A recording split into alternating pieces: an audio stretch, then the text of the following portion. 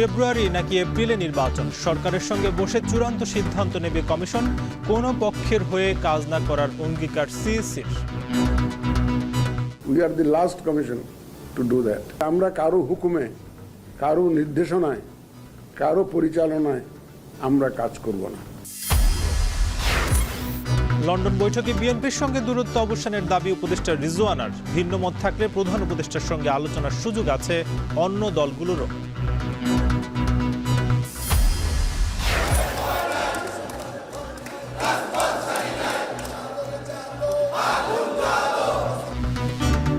দ্রুত মেয়র ঘোষণা না হলে দক্ষিণ সিটির তালা খুলবে না, বিরতিহীন আন্দোলনের হুঁশিয়ারি ইশরাকের। এলজিআরডি উপদেষ্টার বিরুদ্ধে আইন লঙ্ঘনের অভিযোগ। ঢাকা দক্ষিণ সিটি কর্পোরেশনের যে রায় পূর্ণাঙ্গভাবে কার্যকর করার জন্য যে বাধাগ্রস্ত করা হচ্ছে, এটার বিরুদ্ধে আমাদের যে আন্দোলন রয়েছে সেটি অবশ্যই চলমান থাকবে। আক্রান্তের 25% ডেঙ্গুর হটস্পট বরগুনায়। এডিস নিধনে নেই পদক্ষেপ, ঘাটতি সচেতনতায় ঢাকার হাসপাতালগুলোতে বিভিন্ন জেলায় রোগীর ভিড়।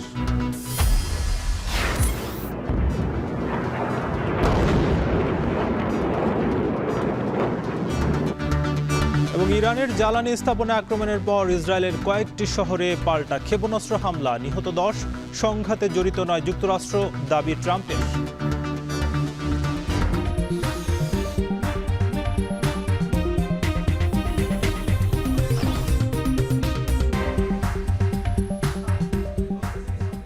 স্বাগত। এখন বিকেলে প্রয়োজন জুড়ে সঙ্গে আছি নাজমুস সাকিব। কারো হুকুমে, পরামর্শে কিংবা কোনো পক্ষের হয়ে নয়, সংবিধান এবং আইন অনুযায়ী ইসি নির্বাচন করতে প্রস্তুত বলে জানিয়েছেন প্রধান নির্বাচন কমিশনার এএমএম নাসির উদ্দিন। দুপুরে আগারগাঁওয়ে নির্বাচন কমিশন ভবনে সাংবাদিকদের এ কথা বলেন তিনি। ভোট অনুষ্ঠানে বিঘ্নকারীদের এবারের নির্বাচনে কোনো সুযোগ দেওয়া হবে না বলে হুঁশিয়ারি দেন প্রধান নির্বাচন কমিশনার। জানান, নির্বাচনের সময়সীমা চূড়ান্ত করতে প্রয়োজনে শিগগিরই প্রধান উপদেষ্টার সাথে বৈঠক করবে কমিশন। বিস্তারিত প্রতিবেদনে। আগামী জাতীয় সংসদ নির্বাচন কবে হবে তা নিয়ে রাজনৈতিক অঙ্গনে চলছে নানা আলোচনা। সম্প্রতি প্রধান উপদেষ্টার লন্ডন সফরে বিএনপির ভারপ্রাপ্ত চেয়ারম্যান তারেক রহমানের সাথে বৈঠকে কথা ওঠে নির্বাচনের দিনক্ষণ নিয়ে। এতে দলটির পক্ষ থেকে রমজানের আগেই ফেব্রুয়ারিতে নির্বাচন আয়োজনের প্রস্তাব দেওয়া হয়। প্রধান উপদেষ্টার পক্ষ থেকে ব্রিফিংয়ে ফেব্রুয়ারিতে নির্বাচনের ব্যাপারে সম্মতিও আসে। যদিও ঈদের আগে জাতির উদ্দেশ্যে দেয়া ভাষণে প্রধান উপদেষ্টা এপ্রিলের প্রথমার্ধে নির্বাচনের কথা জানিয়েছিলেন। এমন অবস্থায় রোববার আগারগাঁওয়ে নির্বাচন ভবনে সাংবাদিকদের ব্রিফ করেন প্রধান নির্বাচন কমিশনার এএমএম নাসির উদ্দিন। জানান, লন্ডনে বৈঠকের আলোচনার বিষয়ে ইসিকে এখনো অফিসিয়ালি জানানো হয়নি। নির্বাচন যখনই হোক প্রস্তুত রয়েছে নির্বাচন কমিশন। জাতীয় নির্বাচনের যে বিষয়টি এসছে, যখনই হোক ফেব্রুয়ারিতে, হোক এপ্রিলে, যখনই হোক আমাদের তো প্রস্তুত থাকতে হবে। আমি এখন আমার প্রস্তুতির বাইরে কিছু চিন্তা করছি না। যখন সরকারের সাথে কথা হবে যে ওনারা কি আলোচনা করেছেন, আমরা তো নিশ্চয়ই একটা ওনাদের ভাব বুঝতে পারবো, বুঝে তখন একটা তারিখ যখন যায় সেটা করব। সিইসি বলেন, কারো হুকুমে, পরামর্শে কিংবা কারো পক্ষ হয়ে নয়, সংবিধান এবং আইন অনুযায়ী নির্বাচন করবে EC. We are the last commission to do that. আমরা কোনো কারো নির্দেশনায় কাজ করব না, কিন্তু একদম এটা পরিষ্কার। এটা আপনারা you can convey this message to the nation যে আমরা কারো হুকুমে, কারো নির্দেশনায়, কারো পরিচালনায় আমরা কাজ করব না।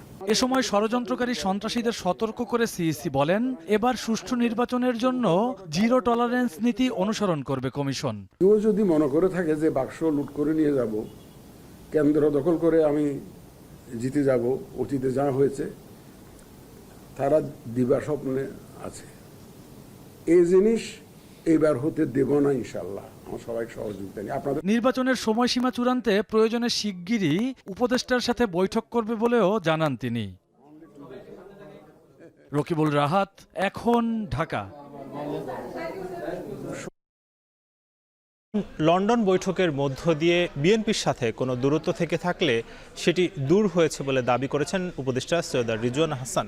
এতে অন্য কোনো দলের আপত্তি থাকলে প্রধান উপদেষ্টার সাথে আলোচনা করতে পারবেন বলেও জানান তিনি।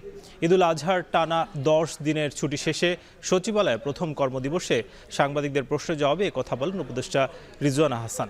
আগামী নির্বাচনের জন্য আইন শৃঙ্খলা বাহিনী প্রস্তুত আছে বলে জানান স্বরাষ্ট্র উপদেষ্টা। বিস্তারিত জানাচ্ছেন সিউল আহমেদ। গত 13 জুন লন্ডনে প্রধান উপদেষ্টার সঙ্গে তারেক রহমানের বৈঠকে জাতীয় নির্বাচন ইস্যুতে বিএনপির সঙ্গে অন্তর্বর্তী সরকারের টানাপোড়েন কমার বার্তা মিলেছে। ঈদুল আজহার 10 দিনের ছুটির পর সচিবালয় খোলার প্রথম দিন দেশের রাজনৈতিক অঙ্গনের এত বড় প্রসঙ্গ উঠে আসে। রোববার পরিবেশ উপদেষ্টা নিজ মন্ত্রণালয়ে গণমাধ্যমের মুখোমুখি হলে প্রধান উপদেষ্টা তারেক রহমানের বৈঠকের প্রসঙ্গে প্রশ্নের জবাবে বলেন, বিএনপির সাথে কোনো দূরত্ব ছিল না। এছাড়াও কিছু থেকে থাকলে লন্ডনের বৈঠকের মধ্য দিয়ে তার অবসান হয়েছে। পরিস্থিতিটা বেশ স্বস্তিকর মনে হচ্ছে। হ্যাঁ, আর এখন রাজনৈতিক দলগুলো তার অবস্থান থেকে কথা বলবেন। রাজনৈতিক দলগুলো প্রধান উপদেষ্টার ব্যাপারে যদি কোনো কথা বলেন, এটা প্রধান উপদেষ্টার সাথেই ওনারা নিশ্চয়ই কথা বলবেন। প্রসেসটা এমন, আপনি রাজনীতি বলেন, নির্বাচনী বলেন, গণতন্ত্রই বলেন আর সংস্কারই বলেন, প্রত্যেকটাই ডায়ালগের মাধ্যমে আগাতে হবে। আমি সেই জন্য ডায়ালগটা হচ্ছে এটাকেই একটা সুসংবাদ মনে করি। স্বরাষ্ট্র উপদেষ্টাও জানালেন, যে কোনো সময় আগামী নির্বাচনের জন্য আইন শৃঙ্খলা বাহিনী প্রস্তুত আছে। আইন শৃঙ্খলা পরিস্থিতি নির্বাচন কেন্দ্রিক বা যে কোনো সময় নির্বাচনের ডেটটা তো ফিক্স করবে নির্বাচন কমিশন।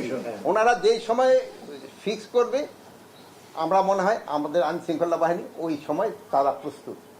এদিন ঈদযাত্রা ও কোরবানি নিয়ে কথা বলেন সড়ক সেতু ও রেল উপদেষ্টা, মৎস্য ও প্রাণী সম্পদ মন্ত্রণালয়ের উপদেষ্টা। যারা বেশি ভাড়া নিচ্ছে তাদেরকে ফাইন করা হয়েছে। তারপরে হচ্ছে যে যারা বেশি ভাড়া হয়েছে তাদের আদায় করা হয়েছে, যাত্রীদেরকে আবার টাকা ফেরতও দেওয়া হয়েছে। তারপরে কমলাপুর রেল স্টেশনেও সবাই খুব খুশি ছিল। 1,25,00,000-এর মতো আমাদের সাপ্লাই ছিল। এবার মানে কোরবানি হয়েছে আমি জানি 97 লাখ বা এরকম, তার মানে যথেষ্ট ছিল। এবং ছোট গরু এবং দেশীয় গরু যেটা খামারিরা করে। অন্যান্য উপদেষ্টাদের মতো মন্ত্রণালয়ে যোগ দেন নারী ও শিশু বিষয়ক উপদেষ্টা শারমিন এস মুর্শিদ। পরে সাংবাদিকদের তিনি জানান, নারী নির্যাতন দমন করতে এই সরকার দৃশ্যমান কিছু নীতিগত সিদ্ধান্ত নিতে যাচ্ছে। নারী নির্যাতনের বিষয়টা কখনো কোনোদিনও এই দেশে একটা সুব্যবস্থার ভেতরে, একটা নিয়ন্ত্রণের ভেতরে কোনোদিনই ছিল না, কোনোদিনই আনতে পারিনি। এখন আমরা যে সিদ্ধান্তগুলো বা যে কাজগুলো হাতে নিয়েছি, সেগুলোর বিকাশ ঘটতে, সেগুলোকে প্রতিষ্ঠিত করতে আরও কতদিন সময় লাগবে। আমরা অনেকগুলো অ্যাকশন নিয়েছি, অনেকগুলো স্ট্রাকচারাল চেঞ্জ এনেছি, যেটা এখনও তোমাদের সামনে আমরা তুলে ধরিনি। এছাড়াও এ সকল সিদ্ধান্ত কার্যকর হলে দেশে নারী ও শিশু নির্যাতন কিছুটা কমবে বলেও প্রত্যাশা করেন তিনি। সিউল আহমেদ, এখন, ঢাকা। দ্রুত মেয়র ঘোষণা না হলে দক্ষিণ সিটির তালা খুলবে না হুঁশিয়ারি দিয়ে এবার বিরতিহীন আন্দোলনের ঘোষণা দিলেন ইশরাক হোসেন। রোববার সকাল থেকেই নগর ভবনের সামনে শুরু হওয়া অবস্থান কর্মসূচিতে যোগ দিয়ে ঘোষণা দেন তিনি। এ সময় এলজিআরডি উপদেষ্টার বিরুদ্ধে আইন লঙ্ঘনের অভিযোগ তোলেন ইশরাক। শম্পা বিশ্বাস জানাবেন বিস্তারিত। ঈদের ছুটির পর রোববার সকাল থেকে আবারও ঢাকা দক্ষিণ সিটি কর্পোরেশনের সামনে গণ অবস্থান কর্মসূচি শুরু করেন ইশরাক হোসেনের সমর্থকেরা। তাদের দাবি, দ্রুত ঢাকা দক্ষিণের মেয়র হিসেবে ইশরাক হোসেনকে শপথ পড়ানো এবং দায়িত্ব বুঝিয়ে দেওয়ার। রোববার সকাল থেকে এডিএসসিসির নগর ভবনের সামনে জড়ো হতে থাকেন ইশরাক হোসেনের কর্মী সমর্থকেরা। সকাল 11টার দিকে এই কর্মসূচির সঙ্গে একাত্মতা ঘোষণা করতে নগর ভবনে আসেন ইশরাক হোসেন। নেতার আগমন দেখে তার সমর্থকেরা স্লোগানে মুখরিত করে তোলেন নগর ভবনের চত্বর। উপস্থিত হওয়ার কিছুক্ষণের মধ্যেই নেতাকর্মীদের উদ্দেশ্যে বক্তব্য রাখেন ইশরাক। ঘোষণা দেন বিরতিহীনভাবে আন্দোলন চালিয়ে যাওয়ার। কোনোভাবেই সরকারকে কেন জানি বোঝানো যাচ্ছে না যে এই লড়াই আমরা হারার জন্য আসি নাই, এই লড়াই আমরা জেতার জন্য এসেছি। কারণ এখানে জনগণের ভোটে আমি সরাসরি নির্বাচিত হয়েছি। মানুষের গণতান্ত্রিক অধিকার রক্ষার জন্য আমরা লড়াই করছি। এই লড়াই থেকে আমরা কোনোভাবেই ফিরে আসার, পেছনে আসার কোনো সুযোগ নাই। বক্তব্যে সরকারের প্রতি দ্রুত এই সমস্যা সমাধানের আহ্বান জানান ইশরাক হোসেন। না হলে এই অচলাবস্থা কাটবে না বলেও হুঁশিয়ারি দেন তিনি। এ সময় জনভোগান্তি নিয়েও কথা বলেন ইশরাক। আমরা একটা সিদ্ধান্ত নিয়েছি যে দৈনন্দিন যে সেবাগুলো রয়েছে সেই সেবাগুলোকে আমাদের তত্ত্বাবধানে চালু করা হবে, কিন্তু এর বাইরে অন্য কোনো বিভাগ বা অন্য কোনো উন্নয়নমূলক কর্মকাণ্ডের জন্য যারা এখানে আছেন তারা অফিস করতে পারবে না। এবং আমরাও প্রধান ফটকের তালা, এটা একটা প্রতীক, এই তালাটা আমরা খুলতে পারছি না। এদিকে নগর ভবনের সামনে অবস্থান নেয়া ইশরাক হোসেনের সমর্থকেরা জানান, সরকার দ্রুত ইশরাক হোসেনকে তার দায়িত্ব বুঝিয়ে না দিলে রাজপথে অবস্থান নেবেন তারা। একই সঙ্গে ঢাকাবাসীকে সঙ্গে নিয়ে আবারও বড় আন্দোলন গড়ে তোলার হুঁশিয়ারি দেন অবস্থানকারীরা। ভোটের মাধ্যমে যে নেতা আমাদের নির্বাচিত হয়েছেন ইঞ্জিনিয়ারিং ইশরাক হোসেন সাহেবকে, তাকে সেবা করার সুযোগ দিতে হবে। আমাদের যে এই দাবি আছে এই দাবিটা তারা মেনে নেক, তাহলে আমাদের সবকিছু শেষ হয়ে যাবে, আমরা এখান থেকে চলে যাব। আমাদের তো যতগুলো আন্দোলন এই পর্যন্ত আমরা চালিয়ে গিয়েছি, তো এই আমরা তো রাজপথের থেকেই তো আমরা পেয়েছি, এখন আমরা রাজপথে আন্দোলন করব। যতক্ষণ পর্যন্ত আমাদের ঘোষণা না হবে আমরা এখানে অবস্থান করব। ইশরাক হোসেনকে ঢাকা দক্ষিণ সিটি কর্পোরেশনের মেয়র হিসেবে শপথ পড়ানো এবং দায়িত্ব বুঝিয়ে দেওয়ার দাবিতে গত 15 মে থেকে নগর ভবনের সামনে অবস্থান কর্মসূচি পালন করে আসছেন তার সমর্থকেরা। 3 জুন ঈদুল আজহাকে সামনে রেখে এই আন্দোলন সাময়িক শিথিলের ঘোষণা দেওয়া হয়েছিল। শম্পা বিশ্বাস, এখন, ঢাকা। পাচার করা অর্থ উদ্ধারে আদালতের বাইরে সমঝোতা হবে কিনা সে বিষয়ে সরকার নেবে বলে মন্তব্য করেছেন বাংলাদেশ ব্যাংকের গভর্নর ডক্টর আহসান ইস মনসুর। তিনি বলেন, পাচার হওয়া টাকা উদ্ধারে মামলা করতে হবে, সেক্ষেত্রে সরকারকে এই বিষয়ে উদ্যোগ নিতে হবে। তিনি আরও জানান, সালমান এফ রহমান ও সাবেক ভূমিমন্ত্রী সাইফুজ্জামানের যুক্তরাজ্যে জব্দকৃত সম্পদ উদ্ধারে আইনগত সিদ্ধান্ত নেবে সরকার। বিচারিক প্রক্রিয়ার মধ্যে দুটো জিনিস হয়, একটা ডিপেন্ডস করে সরকারের উপর। সরকার এটাকে ক্রিমিনাল কেস হিসাবে নেবে না এটাকে সিভিল কেস হিসাবে নেবে, সেটা একটা ডিসিশনের ব্যাপার আছে সরকারের। এবং এই ডিসিশনটাও আবার ডিপেন্ড করবে সেই মানে তাদের যে অপরাধ, সে অপরাধের গুরুত্বটা কতখানি এবং সেই অপরাধের আমাদের যথেষ্ট প্রমাণাদি আছে কি না। এটা সিভিল কেস এবং ক্রিমিনাল কেসের মধ্যে যেটা প্রমাণ দিতে হবে সেটা পার্থক্য অনেক বেশি, গুণগত পার্থক্য অনেক বেশি। ক্রিমিনাল কেসে অনেক বেশি তথ্য উপাত্ত দিতে হবে, অনেক বেশি সাক্ষ্য প্রমাণ সাবমিট করতে হবে এবং নিজেদেরও আস্থা, নিজেদের লয়ার, আমাদের লয়ারদেরও বিশ্বাস করতে হবে যে এই প্রমাণটা দিয়ে আমি একটা ক্রিমিনাল ভার্ডিক্ট পেতে পারি, সেটা একটা উপায়। আর যদি পর্যাপ্ত সাক্ষ্য প্রমাণ না থাকে সেক্ষেত্রে বেশিরভাগ ক্ষেত্রেই যেটা হয় যে ঠিক আছে তুমি আমার টাকা নিয়ে গেছো, টাকাটা এইভাবে গেছে, আমি সেটা দেখতে পাচ্ছি এবং এই সম্পদগুলো হয়তো ওই টাকা দিয়ে করা হয়েছে, আমাকে এই টাকাটা ফেরত দেওয়া হোক। তো এই লাইনে তখন আর্গুমেন্টটা চলে আসবে। দেশে করোনা ভাইরাস এবং ডেঙ্গু এই দুই রোগেরই প্রকোপ বাড়ছে। বিশেষ করে উদ্বেগজনক হারে বেড়েছে ডেঙ্গু এবং আক্রান্তের সংখ্যা। ডিএসসিসি হাসপাতাল কর্তৃপক্ষ বলছে, হাসপাতালটিতে ডেঙ্গু আক্রান্ত হয়ে ভর্তি রোগীদের বেশিরভাগই দেশের বিভিন্ন জেলা শহর থেকে এসেছেন। এবার ডেঙ্গু এবং করোনার সংক্রমণের লক্ষণও পরিবর্তন হয়েছে বলে জানিয়েছেন চিকিৎসকরা। বিস্তারিত জানাচ্ছেন জাবেদ আবদুল্লাহ। দেশে প্রতিদিনই বাড়ছে ডেঙ্গু ও করোনা রোগীর সংখ্যা। রোববার ডিএনসিসির ডেডিকেটেড কোভিড-19 হাসপাতালের বহির্বিভাগে রোগীর অতিরিক্ত ভিড় দেখা গেছে, যার মধ্যে জ্বর, ঠান্ডা, গলা ব্যথা, সর্দি, কাশির রোগী ছিল বেশি। হাসপাতালে কোভিড সংক্রমণ ঠেকাতে মাস্ক পরার জন্য ছিল কঠোর নির্দেশনা। চাপ বাড়ায় রোগীর স্বজনরা অভিযোগ করেন, সেবা পেতে তাদের বিড়ম্বনা পোহাতে হচ্ছে। করোনা বাড়তেছে, এই জন্যই যে অন্য কিছু হইলো কিনা এই জন্য আসছি। পা ফুলা, শরীর ব্যথা, এর জন্য আসছি আমি দেখাইতে, আর বাবুর জন্য আসছি জ্বরের জন্য দেখাইতে। ডেঙ্গু পরীক্ষা করছি, ডেঙ্গু না, তারপরে পরীক্ষা করছি করোনা পরীক্ষা করছি, করোনা না, বলছে যে ঠান্ডা জ্বর নাকি, এই কারণে আসছি যে নিউমোনিয়া হইলো কিনা। এদিকে হাসপাতালটির কোভিড-19 আইসোলেশন ওয়ার্ড ঘুরে দেখা গেছে কোভিডে আক্রান্ত হয়ে নতুন রোগী ভর্তি হয়েছে 14 জন, আর গেল 24 ঘন্টায় ডেঙ্গু রোগী ভর্তি হয়েছে 10 জন। অধিকাংশই বিভিন্ন হাসপাতাল থেকে এসেছে। হাসপাতালটির পরিচালক জানান, কোভিড রোগী ব্যবস্থাপনার জন্য জরুরি ভিত্তিতে সেন্ট্রাল অক্সিজেন লাইন এবং লিকুইড অক্সিজেন ট্যাঙ্ক স্থাপন করা হয়েছে এবং আইসিইউ সহ নিরবিচ্ছিন্ন অক্সিজেনের ব্যবস্থাও রাখা হয়েছে। আমরা একই সাথে 300টা রোগীকে ইনডোর ম্যানেজমেন্ট দিতে পারবো। তারপরে যদি আমাদের আরও বেশি প্রয়োজন হয়, রোগীর সংখ্যা বৃদ্ধি পায়, তাহলে আমরা আপ টু 1054 পর্যন্ত আমরা বেড এক্সটেন্ড করতে পারি। সেক্ষেত্রে হয়তো আমরা স্বাস্থ্য অধিদপ্তর এবং স্বাস্থ্য মন্ত্রণালয়ের মাধ্যমে আরও জনবলের চাহিদা দিব। চিকিৎসকরা জানালেন, ডেঙ্গু ওয়ার্ডে পর্যাপ্ত স্বাস্থ্যসেবা নিশ্চিতে প্রয়োজনীয় সব পদক্ষেপ নেওয়া হয়েছে। যে রোগীর আগের থেকে ডায়াবেটিস, প্রেশার বা কিডনির সমস্যা এগুলো আছে, এরা বেশি আক্রান্ত হচ্ছে এবং অসুস্থ বেশি তারাই হচ্ছে।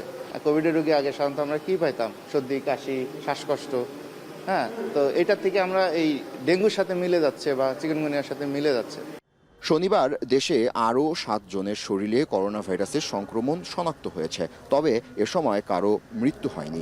এই নিয়ে চলতি মাসে এখন পর্যন্ত 104 জন করোনায় আক্রান্ত হলেন। জাবেদ আব্দুল্লাহ, এখন, ঢাকা। দেশে ডেঙ্গুর হটস্পট হিসেবে চিহ্নিত করা হয়েছে উপকূলীয় জেলা বরগুনা। আক্রান্তের সংখ্যা দেশের মোট রোগীর 25%। ডেঙ্গুর প্রকোপের পরও মশক নিধনে কর্তৃপক্ষের কার্যকর পদক্ষেপ নেই। এছাড়াও বর্জ্য ব্যবস্থাপনায় প্রশাসনের অবহেলা, অনিয়ম আর অসচেতনা থেকে দুষছেন ভুক্তভোগীরা। বিশেষজ্ঞরা বলছেন, দ্রুত পদক্ষেপ না নিলে ডেঙ্গু পরিস্থিতি নিয়ন্ত্রণের বাইরে চলে যাওয়ার শঙ্কা রয়েছে। জিয়াদ মাহমুদ জানাচ্ছেন বিস্তারিত। এবছর বর্ষা মৌসুম শুরুর আগেই ডেঙ্গু আক্রান্তের দিক থেকে শীর্ষে বরগুনা। ইতিমধ্যেই এ জেলাকে ঘোষণা করা হয়েছে ডেঙ্গুর হটস্পট হিসেবে। তবুও যেন টনক নড়ছে না প্রশাসনের। মশক নিধন কিংবা বর্জ্য ব্যবস্থাপনায় এখনও উদাসীন পৌর প্রশাসন।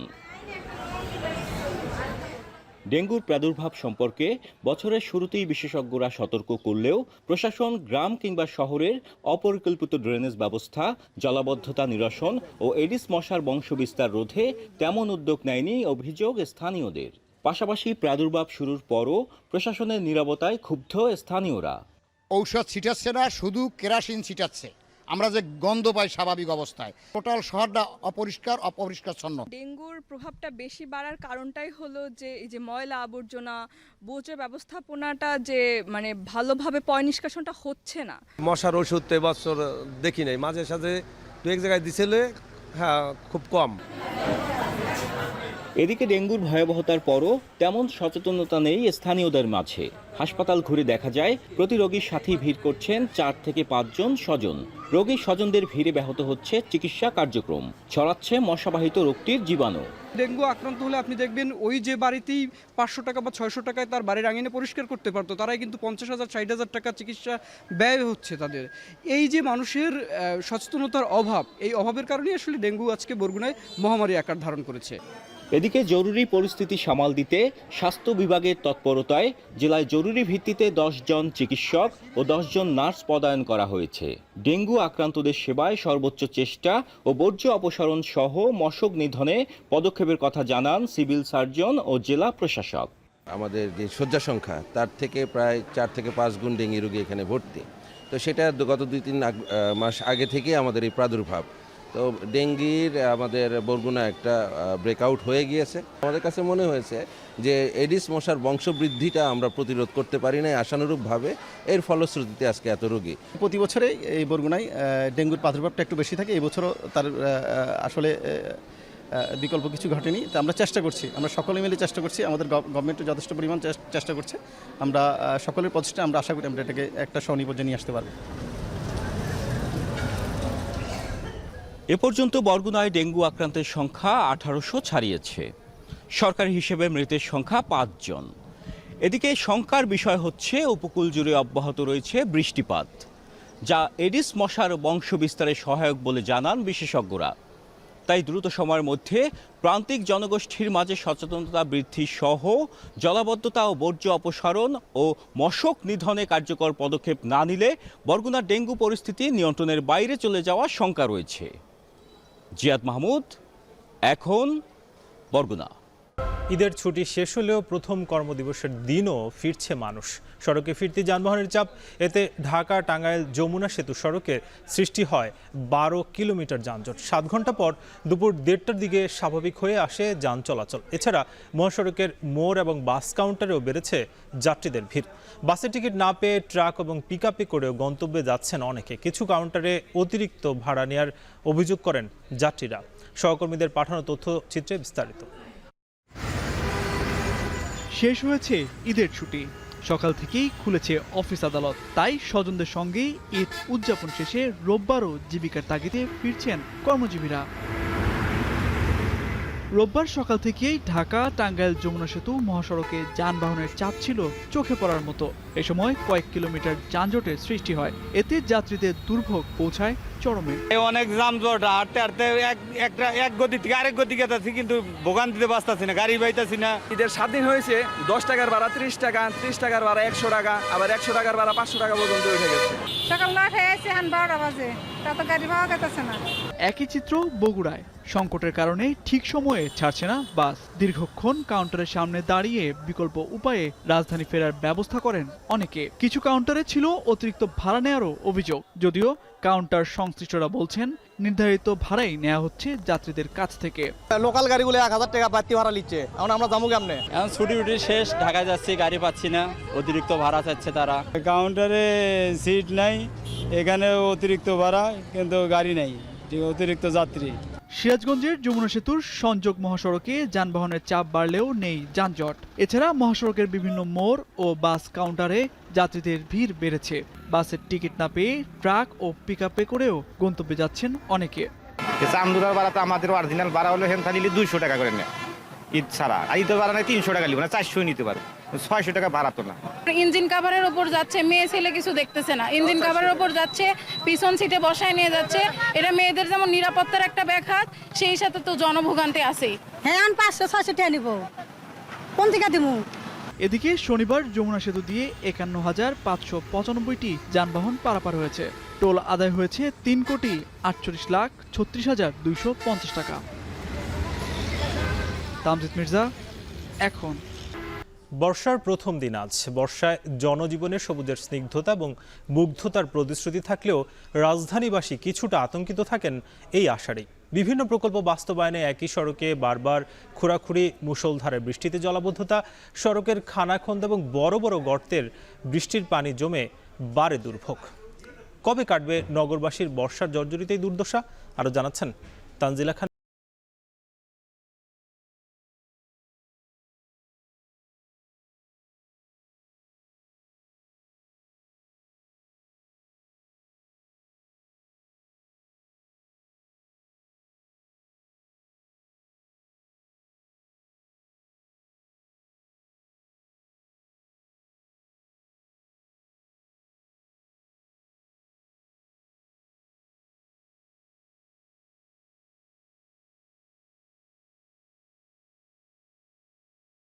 বাদল ঝরঝরে তপনহীন ঘন তমসায়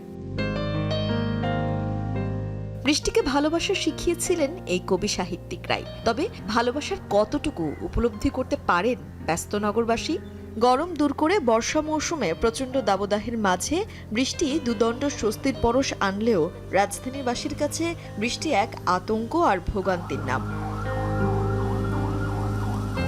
বরিশধারা উপভোগের বদলে তখন ঘন্টার পর ঘন্টা রাস্তায় কাটানো। প্রতি বছর সড়ক সংস্কারের নামে রাস্তা খোঁড়াখুড়ি, টানা বর্ষণে জলাবদ্ধতা সৃষ্টি, সড়কে যানবাহন সংকট, অতিরিক্ত ভাড়া আদায়, সবই যেন এক বর্ষণ মুখর দিনে অভিশাপ হয়ে নেমে আসে ঢাকাবাসীর কপালে। ঢাকা শহরের গুলশান বনানী, ধানমন্ডি এরিয়া ছাড়া প্রায় সমস্ত এলাকাতেই এই খোঁড়াখুড়ি, এই কাটাকাটি বর্ষাকালে শুরু হয়।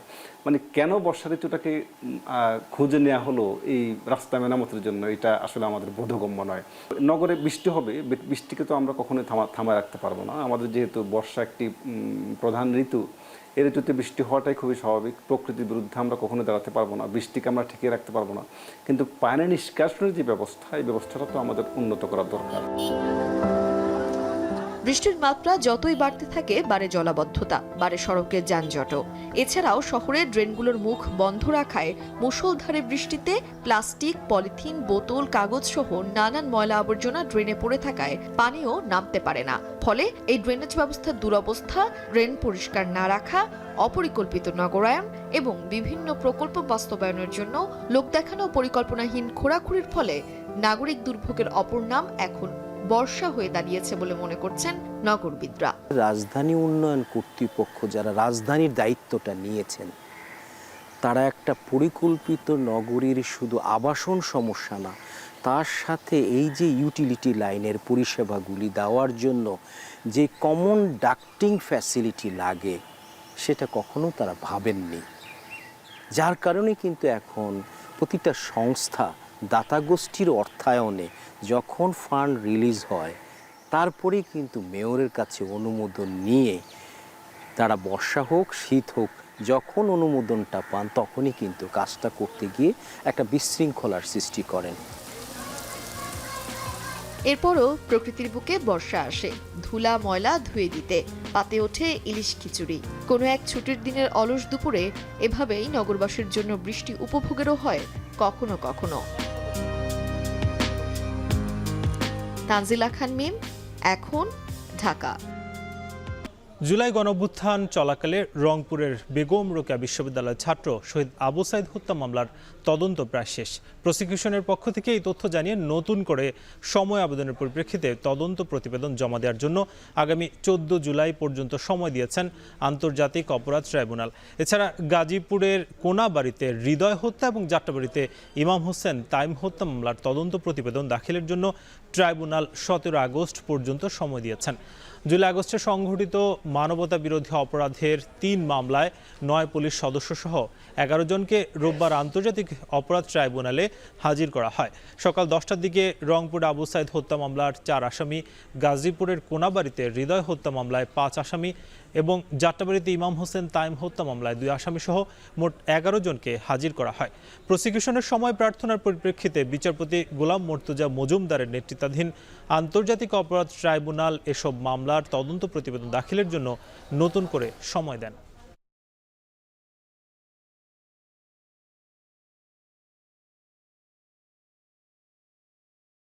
গাজীপুরের কালিয়াকৈর উপজেলায় বিএনপির আহ্বায়ক কমিটি বাতিলের দাবিতে বিক্ষোভ এবং দুপক্ষের মধ্যে ধাওয়া পাল্টাধাওয়ার ঘটনা ঘটেছে।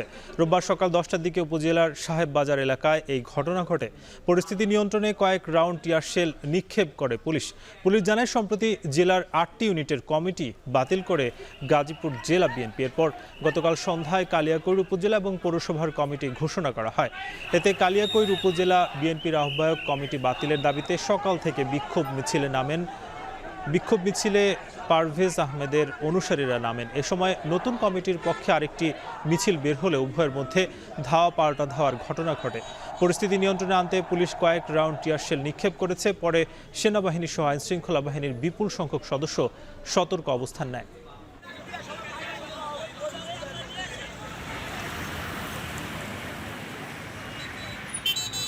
ব্রাহ্মণবাড়িয়া সীমান্ত থেকে বাংলাদেশি কৃষকের 8 থেকে 10টি গরু ধরে নিয়ে আটকে রেখেছে বিএসএফ। সকালে 10টার দিকে আখাউড়ার কালিকাপুর সীমান্ত থেকে গরুগুলো আটক করে নিয়ে যায় বলে জানায় বিজিবি।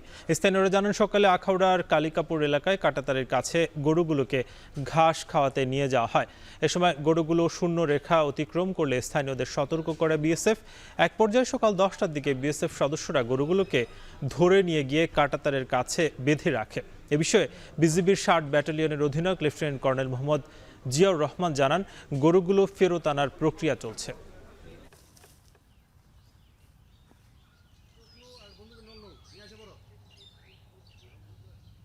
তেহরানের তেল ডিপোতে হামলার জবাবে ইসরায়েলের হাইফা বন্দর এবং তেল শোধনাগার লক্ষ্য করে পাল্টা হামলা চালিয়েছে ইরান। হামলা হয়েছে তেল আবিব, জেরুজালেম সহ বেশ কিছু গুরুত্বপূর্ণ শহরে। এতে এক রাতেই প্রাণ গেছে অন্তত 10 জনের, এখনও নিখোঁজ অন্তত 35 জন। তেহরানের সঙ্গে জোট বেঁধে ইসরায়েলের হামলা চালাচ্ছে ইয়েমেনি হুতিরাও। ইরানের পররাষ্ট্রমন্ত্রীর দাবি, আত্মরক্ষা আর সার্বভৌমত্বের প্রশ্নে তেল আবিবকে জবাব দিচ্ছে তেহরান। এদিকে শনিবার রাতে ইরানের ভূখণ্ডে ইসরায়েলি হামলার সঙ্গে যুক্তরাষ্ট্র কোনোভাবেই জড়িত নয় বলে দাবি করেছেন মার্কিন প্রেসিডেন্ট ডোনাল্ড ট্রাম্প। সতীর্থ কর্মকার জানাবেন বিস্তারিত। তেল শোধনাগার, জ্বালানি স্থাপনা, গুরুত্বপূর্ণ বন্দর বা প্রতিরক্ষা দপ্তরে হামলা করে ইরানকে চাপে রাখতে চাইলেও খুব একটা সফল হয়নি ইসরায়েল।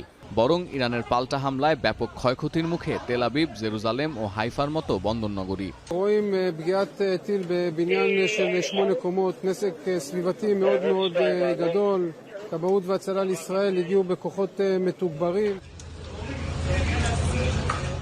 গোটা ইসরায়েল জুড়ে সাইরেনের শব্দ আর হামলার আতঙ্কের সঙ্গে যোগ হয়েছে হাসপাতালে আহতদের আহাজারি। জরুরি বিভাগে রোগীর ঢল সামলাতে বিপর্যস্ত চিকিৎসকরা। উপকূলীয় শহর বাত ইয়ামে ধসে পড়া ভবনের নিচে আটকে পড়া বাসিন্দাদের উদ্ধারে চলছে অভিযান। এখনও বেশ কয়েকজন নিখোঁজ থাকায় ইসরায়েলের অধিকাংশ শহরে জারি আছে জরুরি প্রটোকল। হতাহতদের পরিবারের প্রতি সমবেদনা জানিয়ে বার্তা দিয়েছেন ইসরায়েলি প্রেসিডেন্ট। মন্তব্য করেছেন, ইহুদিদের নিশ্চিহ্ন করে দিতে চান ইরানের সর্বোচ্চ নেতা খামেনি। বিপরীতে ইরানের পররাষ্ট্রমন্ত্রীর দাবি, আত্মরক্ষার জাতীয় নিরাপত্তার প্রশ্নে কোনো ছাড় দেবে না তেহরান। আব্বাস আরাকচি আরও মন্তব্য করেছেন, ইরান ও যুক্তরাষ্ট্রের মধ্যে পরমাণু চুক্তি হোক, ইসরায়েল তা চায় না।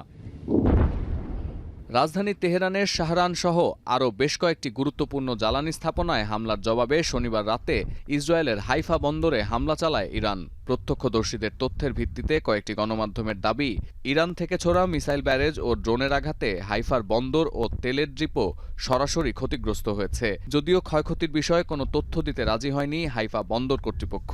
তবে আল জাজিরার তথ্য বলছে, শনিবারের হামলায় হাইফার একটি আবাসিক এলাকায় হতাহতের খবর পাওয়া গেছে। আগুনে পুড়ে গেছে বেশ কিছু ভবনও। হাইফা ইসরায়েলের 3টি প্রধান বৃহত্তম আন্তর্জাতিক সমুদ্র বন্দরের একটি। পরিবহন ও বাণিজ্য উভয় খাতে গুরুত্বপূর্ণ ভূমিকা আছে প্রাকৃতিক এই বন্দরের। এছাড়াও রয়েছে স্পোর্টস মেরিনা এবং রাসায়নিক টার্মিনাল। তাসনিম নিউজ এজেন্সি জানিয়েছে, শনিবার রাতে তেহরানের এই হামলার প্রাথমিক উদ্দেশ্য ছিল হাইফা বন্দরটি অচল করে দেয়া। ইরানের স্থানীয় গণমাধ্যম আরও বলছে, হাইফা বন্দরে রাখা বিস্ফোরক রাসায়নিক অ্যামোনিয়ার ডিপোতে আঘাত হানারও পরিকল্পনা করছিল তেহরান। তরল বা গ্যাস আকারে গুদামজাত এই অ্যামোনিয়া ডিপোকে ফ্লোটিং টাইম বোমা হিসেবে বিবেচনা করা হয়। এছাড়া রাজধানী তেল আবিব ও জেরুজালেম সহ ইসরায়েলের বেশ কয়েকটি শহরে দফায় দফায় ড্রোন ও ক্ষেপণাস্ত্র হামলা করেছে তেহরান। অন্যদিকে তেহরানের জ্বালানি স্থাপনা ও শাহরান তেল ডিপোতে হামলা চালায় ইসরায়েল। এছাড়াও দেশটির দক্ষিণে আরেকটি জ্বালানি ট্যাঙ্কে হামলা চালিয়েছে তেল আবিব। যদিও আইআরজিসির তথ্য বলছে, শনিবার রাতে তেল আবিব থেকে ছোড়া 3টি ক্রুজ মিসাইল ও 10টিরও বেশি ড্রোন প্রতিহত করা হয়েছে। ধ্বংস করা হয়েছে অজ্ঞাত কিছু যন্ত্র। তেলের ডিপো ছাড়াও ইরানের কয়েকটি পারমাণবিক স্থাপনায় ফের আঘাত হানার দাবি করছে ইসরায়েল। এর মধ্যে ইরানের প্রতিরক্ষা মন্ত্রণালয় রয়েছে। এদিকে শনিবার রাতে ইরানে ইসরায়েল যে হামলা করেছে তার সঙ্গে যুক্তরাষ্ট্রের কোনো সম্পৃক্ততা নেই বলে ট্রুথ সোশ্যালে দাবি করেছেন মার্কিন প্রেসিডেন্ট ডোনাল্ড ট্রাম্প। তবে তেহরানকে সতর্ক করে বলেছেন, ইরান যদি প্রত্যক্ষ বা পরোক্ষভাবে যুক্তরাষ্ট্রে আঘাত হানার চেষ্টা করে, ওয়াশিংটন এমন রূপে অবতীর্ণ হবে যা আগে কেউ কখনো দেখেনি। ট্রাম্পের পরামর্শ মেনে নিয়ে ইরানকে শান্তির পথে হাঁটার পরামর্শ যুক্তরাষ্ট্রের প্রতিরক্ষা মন্ত্রীরও। This is not some sort of a perspective where we're worried or concerned. We're vigilant. We're prepared in a strong defensive posture, while the president continues to say to Iran, "Hey, you have an option for peace." এর আগে গেল মঙ্গলবার গোপনে ইসরায়েলে প্রায় 300টি hellfire ক্ষেপণাস্ত্র পাঠায় যুক্তরাষ্ট্র। মিডল ইস্ট আইয়ের তথ্য বলছে, এই হেলফায়ার ব্যবহার করে ইরানের নাতানজ পরমাণু গবেষণা কেন্দ্রে হামলা চালিয়েছিল ইসরায়েল। ইসরায়েলি ভূখণ্ডে ইরানের সঙ্গে জোট বেঁধে হামলা চালাচ্ছে ইয়েমেনের হুথি বিদ্রোহীরা। এবারই প্রথম ইরানের কোনো অক্ষশক্তি বিশ্বকে জানান দিয়ে ইরানের সঙ্গে জোট বেঁধে ইসরায়েলি ভূখণ্ডে হামলা চালালো। وذلك في أوقات متفاوتة خلال 24 ساعة الماضية. জর্ডানের পর আকাশসীমা বন্ধের ঘোষণা দিয়েছে সিরিয়াও। সংঘাত বন্ধে রাশিয়ার পাশাপাশি এবার ইসরায়েলের সঙ্গে যোগাযোগ করেছে চীনা পররাষ্ট্র দপ্তর। সতীর্থ কর্মকার, এখন বিশ্ব। ইসরায়েল এবং ইরান সংঘাত নিরসনে মধ্যস্থতায় এগিয়ে এসেছেন রুশ প্রেসিডেন্ট ভ্লাদিমির পুতিন। বিষয়টি নিশ্চিত করেছে ক্রেমলিন। শনিবার এই ইস্যুতে মার্কিন প্রেসিডেন্ট ডোনাল্ড ট্রাম্পের সঙ্গে ফোনে কথা বলেছেন তিনি।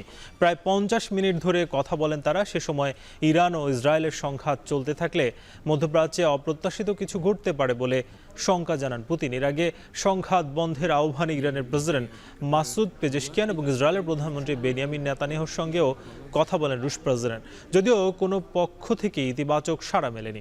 ঠান্ডা যুদ্ধের পর থেকে ইসরায়েল ও ইরানের সঙ্গে উষ্ণ সম্পর্ক রয়েছে মস্কোর। তাবিতা ওয়ালের নতুন কমিটির বয়স 8 মাস হয়ে গেলেও এখনও হয়নি গ্রাউন্ডস কমিটি, যে কারণে জাতীয় স্টেডিয়াম সহ ঢাকার বাইরের মাঠগুলোর সঠিক পরিচর্যা হচ্ছে না। এতে ক্ষতির মুখে পড়ার আশঙ্কা সাবেক কর্মকর্তাদের। শিগগিরই গ্রাউন্ডস কমিটি গঠন সহ মাঠের যত্নে পিচ কিউরেটর নিয়োগ দেওয়ার আশ্বাস দিয়েছেন বাফুফের সহসভাপতি। বিস্তারিত জানাচ্ছেন শরীফ রওশন। ম্যাচ দিয়ে প্রায় 4 বছরের বেশি সময় পর জাতীয় স্টেডিয়ামে খেলা ফিরেছে। এরপর বহুল কাঙ্ক্ষিত সিঙ্গাপুরের বিপক্ষেও মাঠে নেমেছেন হামজা চৌধুরী, সমিত সোমরা। আন্তর্জাতিক মানের এই ভেন্যু রক্ষণাবেক্ষণে খেলা শেষেই এনএসসির মাঠ কর্মীরা নিয়োজিত হয়ে গেছে নিজেদের দায়িত্ব সামলাতে। তবে তাবিদ আউয়ালের নেতৃত্বে এখন পর্যন্ত নেই কোনো গ্রাউন্ডস কমিটি, যে কারণে জাতীয় স্টেডিয়ামের শুধু এই মাঠ নয়, ঢাকার বাইরের মাঠ রক্ষণাবেক্ষণও হয়ে গেছে এখন চ্যালেঞ্জিং। দেশের ফুটবলের প্রধান জাতীয় স্টেডিয়ামে প্রায় ৩ দশক ধরে কাজ করেন মোহাম্মদ চান মিয়া। জানালেন সিঙ্গাপুরের বিপক্ষে ম্যাচের জন্য তাড়াহুড়ো করে মাঠ প্রস্তুতে ১২ ধরনের ঘাস লাগানো হয়েছে। একটি আন্তর্জাতিক ভেন্যুর জন্য বেশ ক্ষতিকর। বাফুফের আগের গ্রাউন্ডস কমিটির নির্দেশনায় কাজ করা এই মাঠ কর্মীর দাবি, ১০৫ মিটার দৈর্ঘ্য আর ৬৮ মিটার প্রস্থের এই মাঠের সঠিকভাবে রক্ষণাবেক্ষণের প্রয়োজন অন্তত ৬ থেকে ৭ জন। তবে লোক সংকট আর নির্দেশনার অভাবে হচ্ছে না সঠিকভাবে পরিচর্যার কাজ।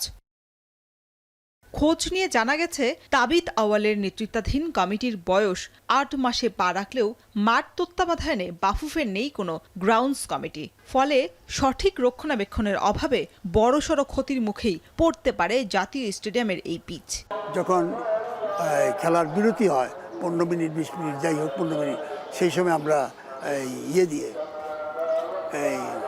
এই এক ধরনের দস্তা দিয়ে যেখানে যেখানে গর্ত হয়ে গেছে স্পাইকের, সেটা বিদেশও তাই করে, সেগুলিকে আমরা করতাম। এবার আমার চোখের সাথে এরকম একটা পড়ে নাই, তো এটাও একটা এটা ভুল। তবে দ্রুত সময়ের মধ্যেই গ্রাউন্ডস কমিটি সহ বাকি থাকা অন্যান্য কমিটিও গঠন করার আশ্বাস মিলেছে বাফুফের এই কর্তার কথায়। সভাপতি তাবিদ আউয়াল কিন্তু সব দিক দিয়ে কিন্তু কাজ করে যাচ্ছেন। সো এই কাজ করার মধ্যে ওনারও কিছু স্ট্র্যাটেজি আছে, তো কমিটিরও কিছু স্ট্র্যাটেজি আছে। আমি শিওর এটা ইভেন্চুয়ালি এখন হয়ে যাবে। যে কমিটি আমার ২-৩টে কমিটি এখন বাকি আছে, সেই কমিটিগুলো হয়ে যাবে ইনশাল্লাহ। এখন কেবল জাতীয় স্টেডিয়াম নয়, অন্যান্য স্টেডিয়ামগুলোর রক্ষণাবেক্ষণের জন্য বিদেশি পিচ কিউরেটর নিয়োগের পরিকল্পনা করছে বাফুফে। কলকাতার এক্স্যাক্টলি খেয়াল নাই, ইস্ট বেঙ্গল কিংবা সাম অফ দ্য টপ ক্লাবদের যে ভালো মাঠ, সে মাঠে কিউরেটের সাথে কথা বলেছিলাম। থাইল্যান্ডে একটি কিউরেটারের সাথে কথা বলার কথা ছিল, আমি কথা বলেছিল যাই না, but definitely will have an international curator, কোনো সন্দেহ নাই। বাফুফের সেই আশার বাণী মাঠ পরিচর্যায় কতটা কার্যকরী ভূমিকা রাখতে পারে সেটি এখন দেখার অপেক্ষা।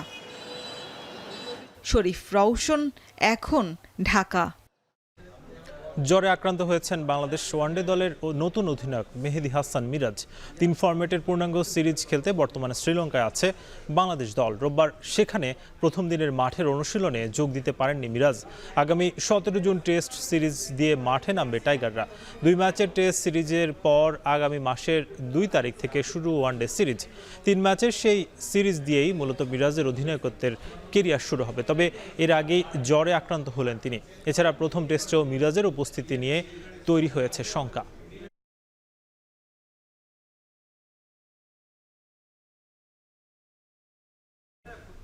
শেষ করবো এখন বিকেল, তবে তার আগে জানাবো শিরোনামগুলো আরো একবার। ফেব্রুয়ারি নাকি এপ্রিলে নির্বাচন, সরকারের সঙ্গে বসে চূড়ান্ত সিদ্ধান্ত নেবে কমিশন। কোন পক্ষের হয়ে কাজ না করার অঙ্গীকার সিএসএর। We are the last commission to do that. আমরা কারো হুকুমে, কারো নির্দেশনায়, কারো পরিচালনায় আমরা কাজ করব না। লন্ডন বৈঠকে বিএনপির সঙ্গে দূরত্ব অবসানের দাবি উপদেষ্টা রিজওয়ানার। ভিন্নমত থাকলে প্রধান উপদেষ্টার সঙ্গে আলোচনার সুযোগ আছে অন্য দলগুলোরও।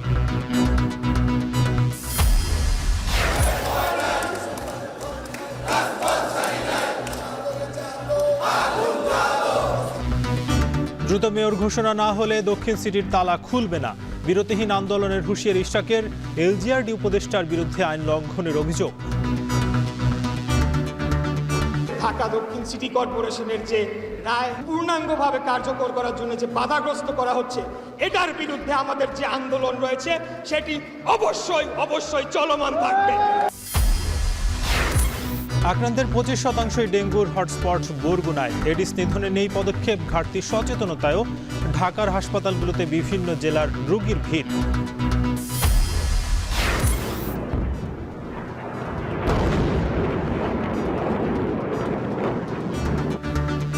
এবং ইরানের জ্বালানি স্থাপনে আক্রমণের পর ইসরায়েলের কয়েকটি শহরে পাল্টা ক্ষেপণাস্ত্র হামলা, নিহত 10। সংঘাতে জড়িত নয় যুক্তরাষ্ট্র, দাবি ট্রাম্পের।